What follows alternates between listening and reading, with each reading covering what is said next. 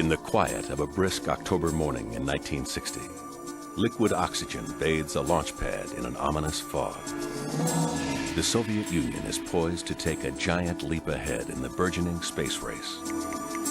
Deep in the steppes of Kazakhstan, hundreds of miles from civilization, and a world away from Western eyes, a powerful new rocket points skyward. Two previous endeavors have failed. They are determined to make it work now, at any expense. The launch of Sputnik in 1957 had kicked off a feverish era of space exploration.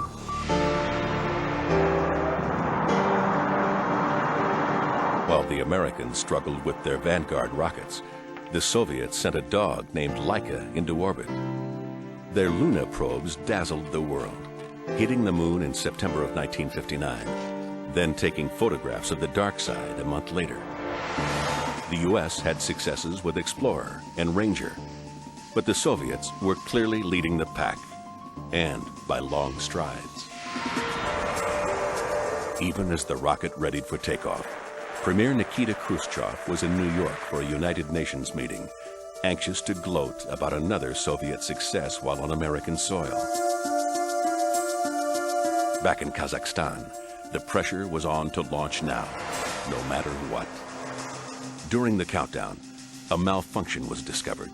Normally, this would result in a postponement, but not on this day. Fuel surged through the rocket boosters. Minutes later, the compound exploded into an inferno that would claim nearly 200 lives.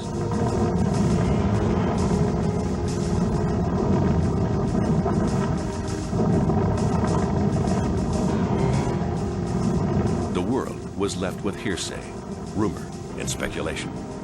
Until now. Unexplained deaths, harrowing encounters in space, phenomena that puzzled the world for decades. These are the files long hidden behind the impenetrable seal of the Iron Curtain.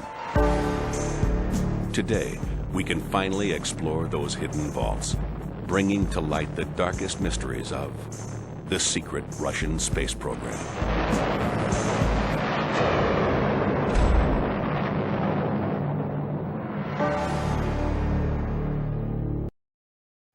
Knowledge TV Retro, brought to you by Jones International University, the first fully online accredited university. Change your life for the better on your schedule. 8-week classes begin next month. Visit jiu.edu to find out more. From the beginning, the Soviets and Americans amazed the world with their stellar achievements. But that glory has been marred by disaster. Time and time again, the deadly matrix of politics, human nature, and destiny has shattered the myth of technological perfection.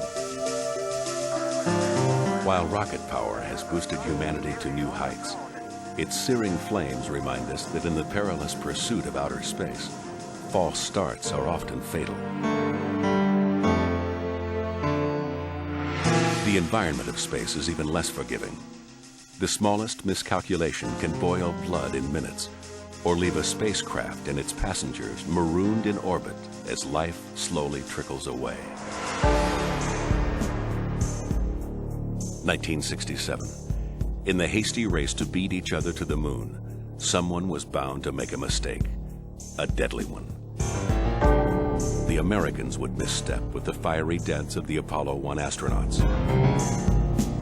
Then the Soviets, in their rush to the moon, would follow with the first in-flight death of a cosmonaut.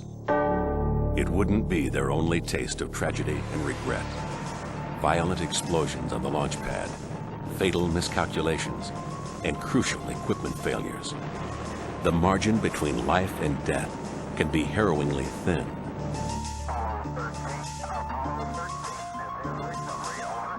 Sometimes fate smiles. Other times, it turns a blind eye. True stories, like that of the Soviets' deadliest disaster, are finally being pieced together. The missile poised in the launch pad that pivotal day in October 1960 was the R-16 ICBM. the pet project of Mikhail Kuzmich Yangel. It was a rocket designed to deliver deadly nuclear warheads to the U.S. This would be Yangel's first test at a newly constructed launch pad at Baikonur, and it was scheduled for the anniversary of the Great October Revolution. Marshal Nijelin was the commander-in-chief of the Strategic Missile Forces. He would conduct the test himself. Many of the top military officers and rocket designers were there to watch the historic launch. But the launch was off to a disappointing start. An electrical problem threatened to abort the entire mission. Protocol demanded that technicians deactivate the boosters and drain the fuel. But that would mean weeks of delay. For Nijelin and the prestige this launch represented, failure was not an option. Sergei Khrushchev learned of the classified disaster from his father, former Premier Nikita Khrushchev. But because they thought that they saved the marshal, who was the head of the commission, he took his chair and sit under the missile. And all other people gathered around the missile, which was full, which is crazy. Indeed, Marshal Nijelin's confidence was in vain. As engineers tried to fix the problem, they accidentally triggered the ignition sequence. The engine began to work.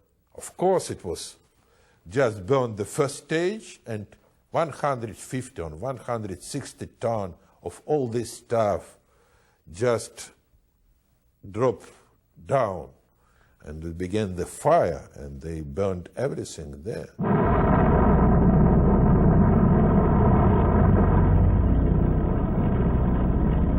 Within seconds, the pad was a towering inferno.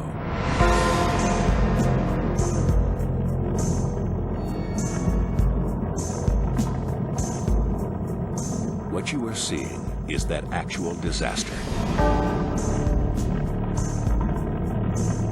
126 people died instantly, including Nijelin, charred beyond recognition. 50 more would die later from their injuries. The world's greatest single missile catastrophe. While burning victims tried and failed to make their way out of the raging inferno, others walked directly into its burning center. They weren't going in to save their comrades. What they were after was of much higher priority. They risked their lives to preserve this flaming box. What secrets that box contained may someday also come to light. Until that day, it remains yet another of the unexplained mysteries that comprise the Soviet space archives. Nothing in the known annals of space history matches the Nijelin catastrophe in terms of life lost. But it was hardly their only disaster. In 1969, the Soviets prepared to launch their second generation of Mars probes. The United States had edged ahead in the race to the moon, so a successful Mars launch would be an appropriate reply. These probes were to be carried by the powerful new Proton booster, which had 3 times the thrust of the earlier booster and 3 times the troubles. Though its designers gave it only a 50-50 chance of success, political forces deemed it worth the risk. None of the 3 launches were successful, but the attempt you are witnessing nearly turned fatal.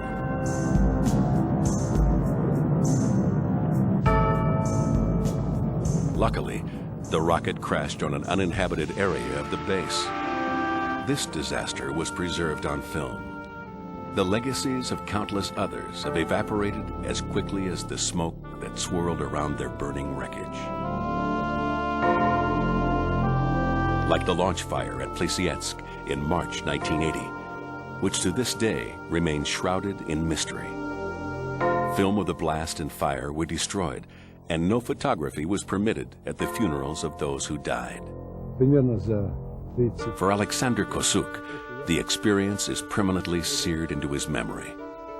Half an hour before the launch, he descended these stairs to an underground bunker. The Soviets had been attempting to launch a spy satellite when an oxygen leak was discovered. Rather than follow safety procedure, an oily rag was used to temporarily stop the leak. It ignited almost immediately. And at that time, there was a big blast. The bunker was full of flame and hot gas. Then another blast, a third one. So nearly all the people near the booster, the combat team, perished. 49 people altogether. Whatever the flames didn't consume, the Soviets made sure to get rid of.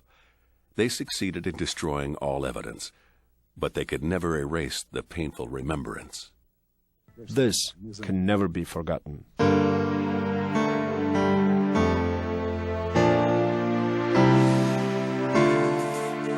But how can these victims be remembered when they are not officially even a part of sanctioned history?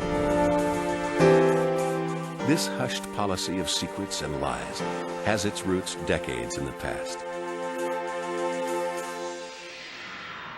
In the early 1960s, while the Americans were developing the Gemini two-man spacecraft, the Soviets were also developing their larger Soyuz spacecraft.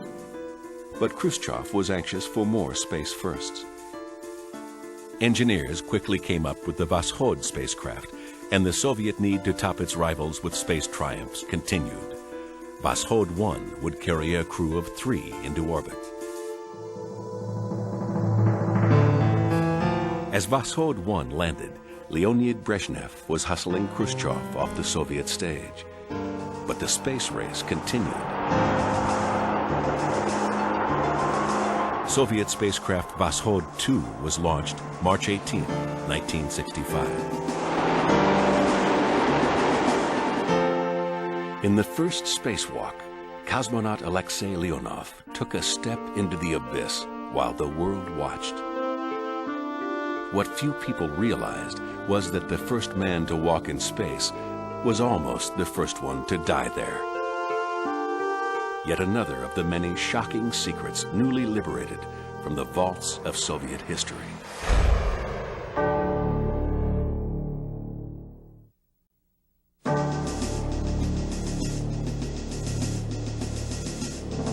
With the collapse of the Soviet Union, much of the previous deception of the Cold War era has vanished.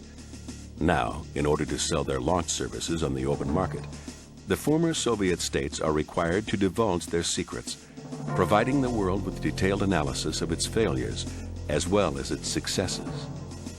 Some of the uncovered secrets date to the origins of the space race. Others, much to the world's surprise, happened after the Cold War.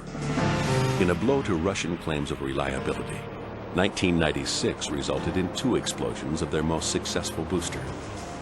Considered the workhorse of their program, the Soyuz U rocket had launched over 1,100 spacecraft.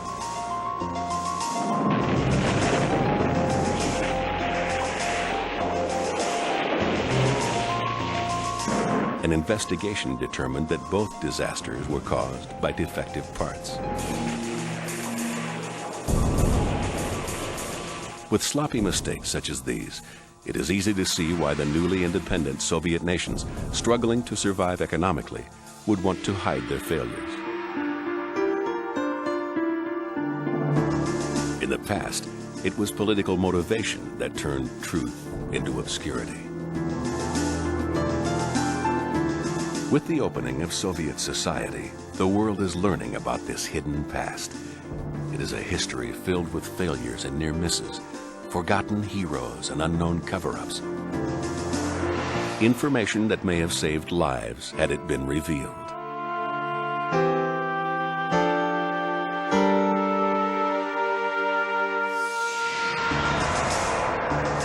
In March of 1965, Alexei Leonov became the first man to walk in space. The world would revel in his success, but little would they know how close he came to ultimate failure. When Leonov returned to the spacecraft, he discovered an unforeseen problem. His spacesuit had ballooned more than expected. He couldn't bend his arms or legs. He floated helplessly, unable to maneuver his body back into the hatch. Dangling in the abyss, he began to panic. As his pulse and respiration soared, his body began to depressurize. He was soaked in sweat, his visor becoming foggy. He took a risk and lowered the pressure in the suit. This enabled him to squeeze through the airlock head first. He had barely survived with his life. And Leonov's terrifying odyssey wasn't over yet. On re-entry, the Prime Retro rocket system failed. Then, the navigation system malfunctioned, and the cosmonauts had to land manually. They landed 2,000 miles off course in the taiga forest of the Ural region. As day turned to night, the temperature plunged below zero. Wolves circled the men. They slept cramped in the capsule, huddled against freezing temperatures and the snarling creatures outside. Finally, after hours of misery, a ski patrol rescued them. In publicly recounting his spacewalk, Leonov put on a good show for the Soviet space program. He failed to mention the dire sequence of events that nearly cost him his life. His non-disclosure would be costly for Americans. Ambitious to match the Soviet achievement, NASA hurried to get its own astronauts walking in space. One of the first, Eugene Cernan, repeated the same harrowing experience that Leonov had, fighting for his life in a spacesuit that didn't function properly in the vacuum of space. It wasn't the first time that a lack of openness between space agencies had dire and even deadly consequences. Valentin Bondarenka was the youngest member of the first cosmonaut team. In March of 1961, he went into an isolation tank. For 10 days, he ate, slept, and worked in an environment of pure oxygen.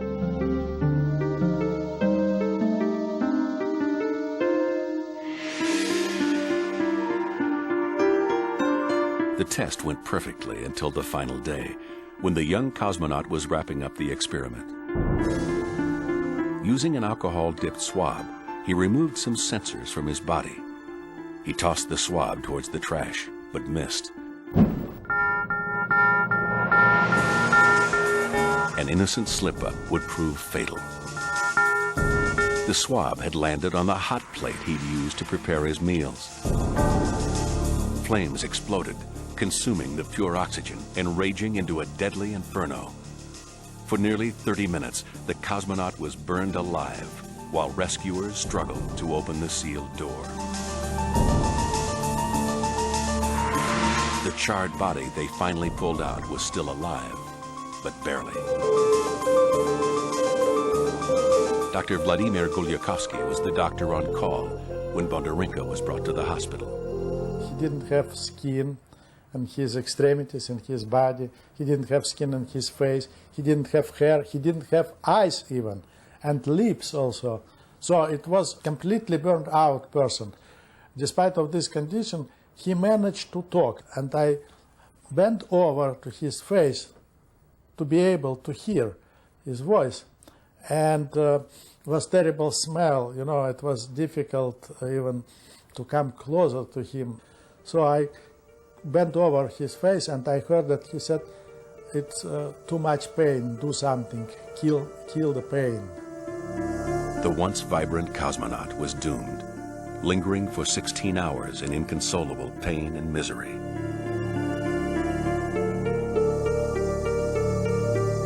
The embarrassing incident was entombed along with its victim. Without the benefit of the Soviets' experience, the Americans would have to learn Bondarenka's tragic lesson firsthand.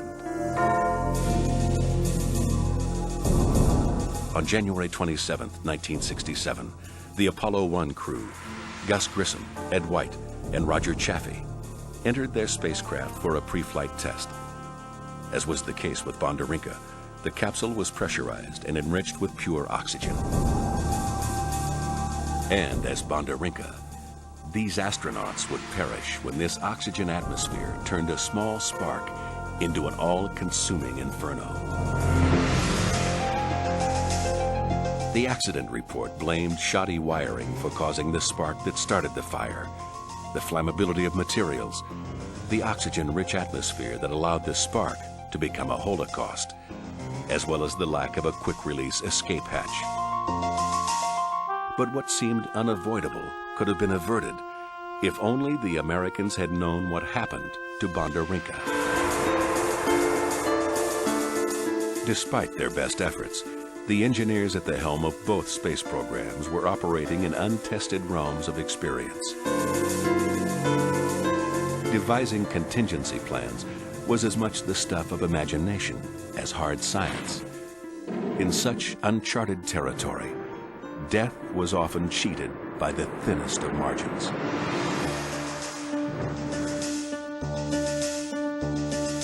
Such was the case with two cosmonauts who had experienced their own life and death drama.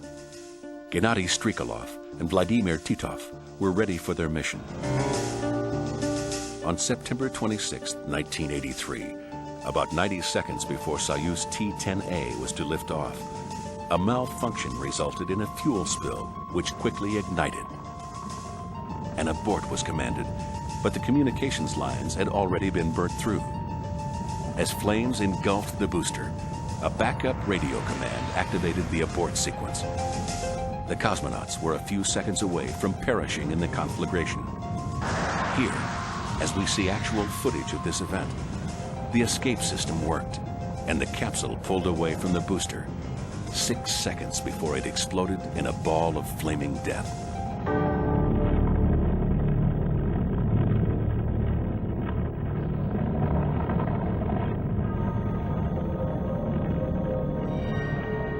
In a perfect world, the tragedies of the past would provide us with lessons for the future. In a world where history is manipulated, there can be no such consolation. On January 28, 1986, the bleachers at Cape Canaveral were filled with excited onlookers, families, and friends. But their overflowing pride would do nothing to prevent the horror of what took place.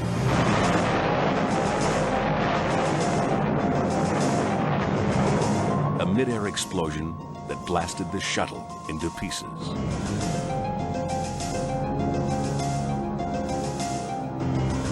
Had the Americans been aware of the details of the near disaster aboard Soyuz T-10A just 2 years earlier, perhaps they wouldn't have been blinded by their self-confidence. Over 25 years after the Soviet Nedelin catastrophe, a space program was once again driven by political pressure, allowing the fatal consequences of haste to yet again martyr the exploration of space. Over the years, experience, safety precautions, and technology all combined to make spaceflight safer. But political pressure, human error, and cruel fate repeatedly made for a combustible and often tragic mixture.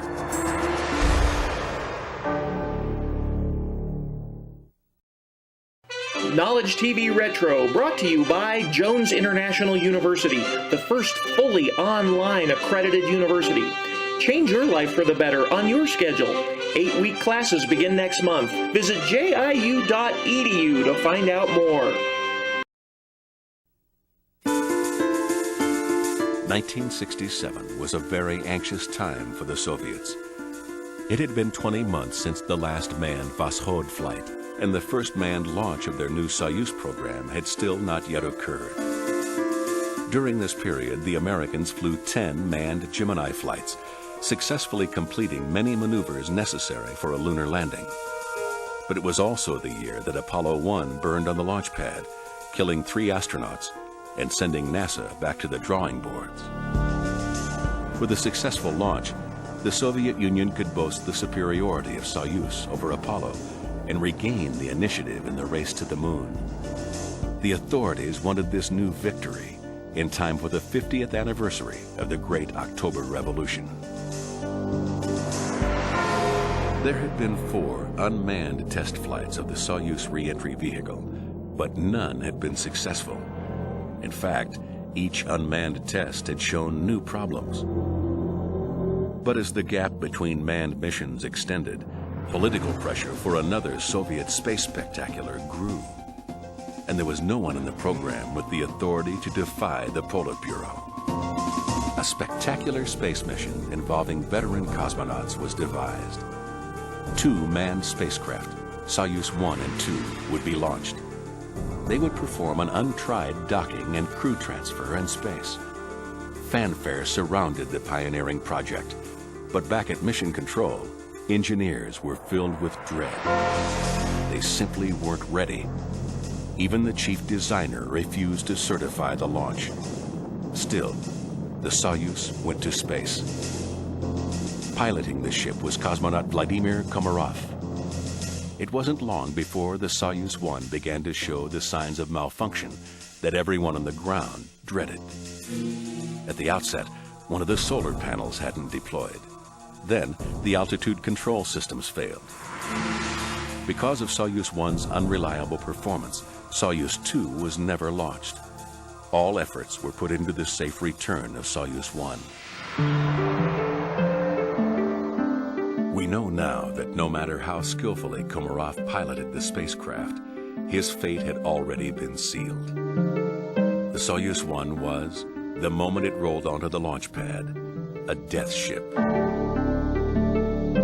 Lurking silently within its belly was an untested parachute, a lifeline destined to fail.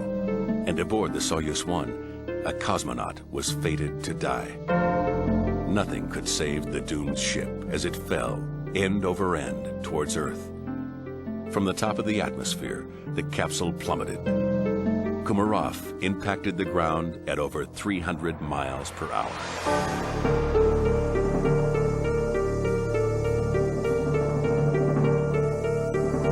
At the height of the moon race, news of such gross negligence could not get out, and so Komarov's story was buried along with his mangled corpse. And meanwhile, the world, blind to the death and disaster that had come before, celebrated the successes with enthusiasm. On July 23, 1969, when Neil Armstrong made that small step for man, the Americans made a giant leap in the seesaw race to the moon by crossing the finish line first. Ever the experts at propaganda, the Soviets feigned disinterest. They didn't televise the moon landing and barely covered it in print. They immediately denied that they ever intended to send a manned flight to the moon and proclaimed that they were turning their energies toward their space station program, Salyut, a program that would ensure a string of firsts, as the Americans had no such programs. Salyut was the first orbital laboratory in the world with the capability of long space flights. It was a plum assignment for a young cosmonaut named Pyotr Koloidin and his crewmates Alexei Leonov and Valery Kubasov. But fate had different plans. 2 days before the launch, the primary crew had their last medical test. A dark spot showed up on Kubasov's lung, and the flight commission replaced him with a backup. When Koloidin and Leonov were overheard lamenting the substitution of their comrade, they too were replaced, a seeming injustice, but one that would save their lives. And so in June 1971, Soyuz 11 took off without them. The craft completed the first successful docking with an orbital laboratory, and cosmonauts Viktor Patsayev, Georgy Dobrovolsky, and Vladislav Volkov spent nearly 3 weeks aboard the Salyut 1. But not all went smoothly. What you're about to hear is a real emergency in space, a chilling encounter with death too distressing to be revealed until now. Прочтение вам по программе на 3 витка последних, а потом поговорим, ладно? Ох, елки зеленые, что-то у нас целый день сегодня одни уточнения напичкают. Янтарь, примите форму 23. Подожди, нам сейчас не до этого, у нас пахнет на борту горелым чем-то. Понял вас? Сообщайте. Что сообщать, пахнет? Янтарь 3 на связи. Слушаю вас. А что слушать, тут не поймем, откуда дым идет. Разбираемся. Дым идет уже? Да, идет. Но тут закрыто наглухо панели, не можем добраться быстро. Сейчас возьмем отвертки, будем вертеть. Тут... Сотни 2 винтов. Понял. Янтарь 2, выключайте всю ненужную аппаратуру. Так это понятно, ты понимаешь, мы не знаем, что горит. Может быть, кабель горит, мы его в жгуте не можем проверить. Понимаешь, запах идет из-под приборной доски. Мы скрыли панель приборной доски, под ней обгоревший кабель в жгуте, и запах продолжает идти. Если вы будете переходить в 7 КТ и делать расстыковку, то расстыковка штатная, завершающая операцию только по нашему указанию. Леша, подожди. Нам некогда здесь будет соображать, если дело дойдет до серьезного. Я тебе задаю вопрос. Если здесь создастся ситуация, которая для нас опасна, мы заходим в ОСА, закрываем люк. Закрываете переходной люк. Поняли, но мы так, эти сутки. В общем, по нашим данным, у вас все... It seemed the danger had passed. The world sighed in relief. During their 3 weeks in space, the Soviet Union had given the mission extensive media coverage. The Salyut program was painted as much more challenging than the Apollo moon landings. A triumphant return was planned. As they neared the Earth's atmosphere, the cosmonauts fired off a series of rockets that would separate their return capsule from the rest of the module. But there was a glitch in the procedure. The force of the explosive bolts caused a valve to jerk open, rapidly sucking the air out of their cabin and turning their haven into a deadly vacuum. The cosmonauts hadn't been issued pressurized spacesuits because the craft was too small. One can only imagine the terror inside the capsule as they realized they had only 20 seconds worth of life left. When they arrived at the spacecraft, the stunned recovery crew hoped that the cosmonauts were simply unconscious. This dramatic footage shows their futile attempts at resuscitating them. The violent re-entry had caused their blood to boil for over 10 minutes.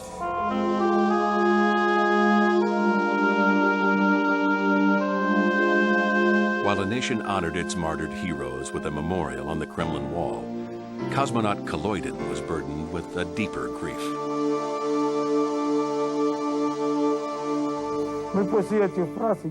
I thought that I was somewhat guilty for his death, but Volkov was doomed in any scenario. And now I don't worry anymore, because I understand then I could do nothing. Death knows nothing of geography or politics. The annals of space history are filled with the names of those who gave their lives to push the envelope of man's domain. Fortunately, not all the stories end in tragedy. Fate still manages to smile upon those seeking out the mysteries of space, even when the odds seem stacked against them.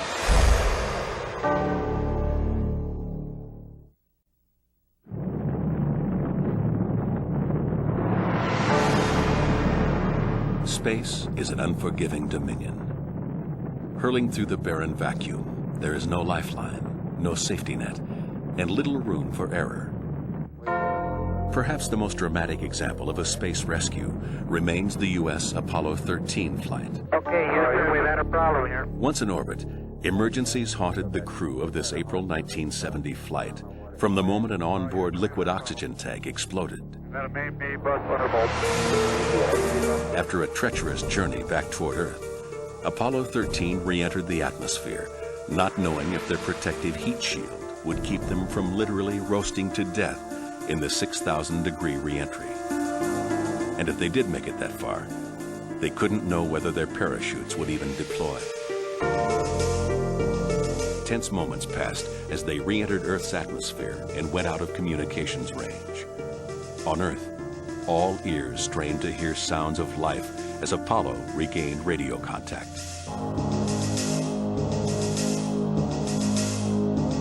This time, fate was gracious.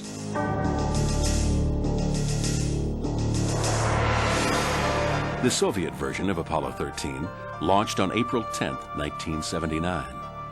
The Soyuz 33 mission was the fourth international flight, whose crew included a Bulgarian cosmonaut. All was going routinely as they were preparing to rendezvous with Salyut 6. Then, on the Soyuz, something went dreadfully wrong. The tension grew as Mission Control consulted with cosmonauts already on board the station, waiting to greet the Soyuz crew. Протоны, протоны. Вы видите пламя из двигателей Сатурна? Вы видите пламя? Это было не как всегда. Это двигалось в сторону. Вы видите это отчетливо? Да, я уверен. The Salyut crew had confirmed the unthinkable. For the first time in roughly 2,000 firings, a Soyuz main rocket engine had failed. It was the third mission for cosmonaut Nikolai Rukavishnikov, and definitely the most perilous. We had an explosion at the rear engine of our Soyuz 33 ship. We could not dock with the station. Furthermore, we could barely return from orbit. It was a critical situation, and we had a good chance of not returning to Earth. While Mission Control struggled for some way of bringing the ship home, Rukavishnikov realized the nightmarish possibility of being marooned in space with only 5 days of supplies. The crew would have to use their reserve engine for an emergency landing, but there was no way of knowing if it still worked without trying it.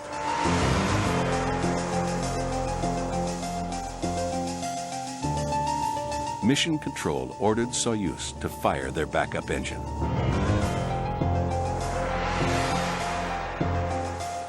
No one had to tell the crew what would happen if it didn't work up to capacity. The cosmonauts were already picturing that dreadful scenario. If the engine worked less than 90 seconds, Soyuz 33 would remain a live satellite for 5 days, then become just a satellite containing corpses.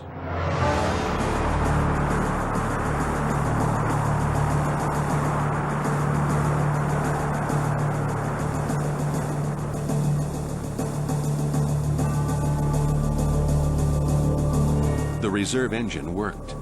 It would mean they'd have to return to Earth at a steep trajectory and withstand a painful 10 Gs. But they would return to Earth alive.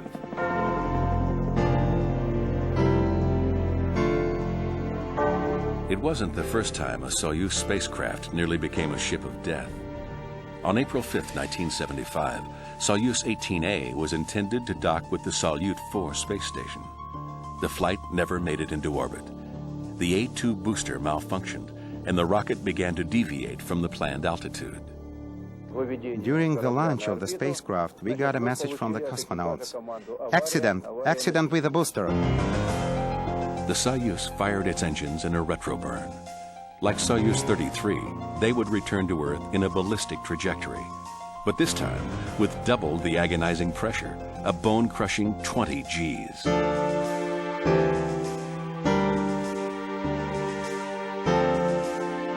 Cosmonaut Vasily Lazarov lived through the agonizing ordeal. We were getting 10 Gs during training on the centrifuge, but this was 20.6 Gs. So to stand it was hard. Everything was floating, cracking, bones and the craft. The G-forces wouldn't be their only hurdle to survival. The Soyuz landed in darkness and deep snow in the Altai Mountains. The cosmonauts made a chance decision. Before the landing, not knowing where we were landing, I made a decision to shoot off just one of the lines that held the parachute.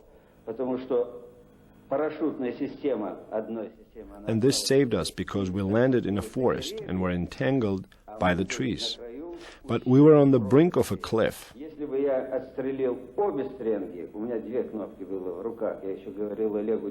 If I had shot off both lines, we would have been carried over the cliff.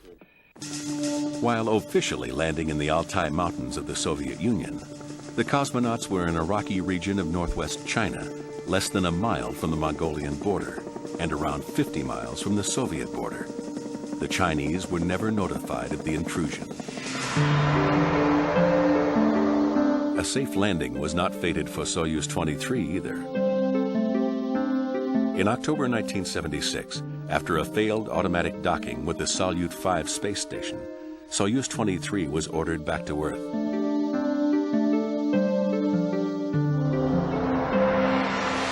The troubles for Soyuz 23 were just beginning. Entering their descent, Mission Control miscalculated the timing of the engine fire. This would result in a deviation in the landing area. They landed on frozen Lake Tengiz. All cosmonauts are trained for water landings, but this training hadn't taken into consideration the conditions that existed on this October evening in 1976. The craft splashed down in the lake in squall-force winds and fog with temperatures hovering around 6 degrees Fahrenheit. The capsule was about 8 kilometers from the northern shore, where helicopters couldn't reach it due to the thick fog. The perilous rescue attempt was the responsibility of General Vladimir Shatalov. We were in emergency situation all day because the helicopters could do nothing. In the mist that covered the lake, helicopters could not fly. The crew was held captive in their craft. Inside the capsule, the cosmonauts followed standard procedure.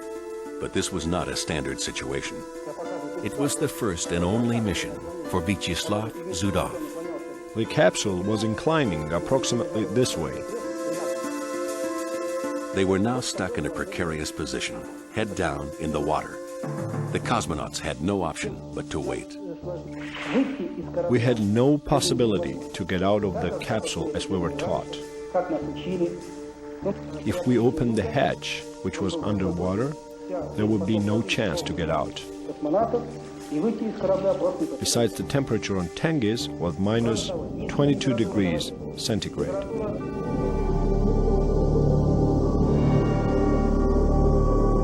Now the cosmonauts faced real danger. With the capsule upside down, the valve connecting to the outside atmosphere was submerged. They had no way to get fresh air. They had to use the regeneration system to supply oxygen, but they were running low on power. To stay in such a situation in the spacesuits and do nothing, we would freeze to death. We started to save electric power. We switched off all sources inside the capsule. Left on only the beacon and radio that we would need to use. But they soon failed. Valery Rozdesvinsky feared the worst as the cosmonauts slipped in and out of reality. You could feel the CO2 without instrumentation. Just feel it. When I felt close to losing consciousness, then I would switch on the regeneration. Then, when my mind started to clear and the blue haze disappeared from my eyes, I'd switch it off, and so on, all through the night. 9 hours after the landing, helicopters were able to locate the craft. Frogmen attached flotation aids and a tow line to it. As we see in these rare photos of the actual rescue, the helicopter couldn't lift the capsule, but was able to drag it 8 kilometers to shore. This time, death was cheated by the slimmest of margins. Though countless advances have made Earth's orbit seem more accommodating now, near misses like the Mir collision and decompression on June 25, 1997, are reminders that space is still a dangerous place. When American astronaut C. Michael Foale replaced astronaut Jerry Linenger aboard the Mir, NASA hoped that the worst of the near disasters were over. Linenger had endured a near collision with a cargo ship, as well as an ongoing litany of mechanical and electrical breakdowns, including an intense fire. The fire was basically in this region here, with the flame shooting across this way. And therefore, as you can see where the camera is basically where I was at, and we had one other body in front of me. I was passing the fire extinguisher. At that time, the other Soyuz was on the other side where Progress is now docked. So as you can see, it would have been very difficult to get through the flame itself to get to one of the rescue vehicles. Foale was to fare worse. Mission Control wanted to attempt a manual docking with a Progress cargo vehicle. Because of previous problems with the docking system, they decided to attempt the hookup with the radar system off. In Soviet tradition, human error was blamed for what would happen next. But as the facts have emerged, it's become apparent that the Mir was a victim of faulty planning. the crew nearly paid for these mistakes with their lives. The cosmonauts had practiced this manual docking maneuver before, but only with an empty cargo ship. This one was heavy and approaching fast. But without the main radar system, there was no way to know how fast or how far away it was at any given time. This lack of crucial information would nearly prove fatal. Cosmonaut Vasily Sabliev tried to slow the capsule with the braking lever, but the progress kept coming. From the porthole, cosmonaut Alexander Lasutkin watched the progress fly over the docking port. I asked the technicians, how do you see the side of the station? By radar or on the screen? They replied, but nothing is on the screen. By radar, of course. So if we had radar, there would be nothing to talk about. As Lasutkin ordered Foal to the Soyuz vehicle for evacuation, Progress crashed into Mir. The entire space station shook. The master alarm began to blare. The collision had caused an air leak. The life-sustaining atmosphere of the Mir was being sucked into the vacuum of space. The quick-thinking crew was able to save the station by severing a series of power cords so that they could seal off the damaged area. Mir survived the first decompression of an orbiting spacecraft. A split second later, a slightly larger impact, or a different course of action, and it all might have ended there for Mir and the men on board. The Mir collision has become legendary in space history. But had fate not smiled on them that day, their account might have been concealed, distorted, or forgotten, like so many of the stories before them. Today, the murky depths of the Soviet space archive are just beginning to divulge their secrets. Some of them so bizarre, so irrational, they seem fated to remain forever a puzzle.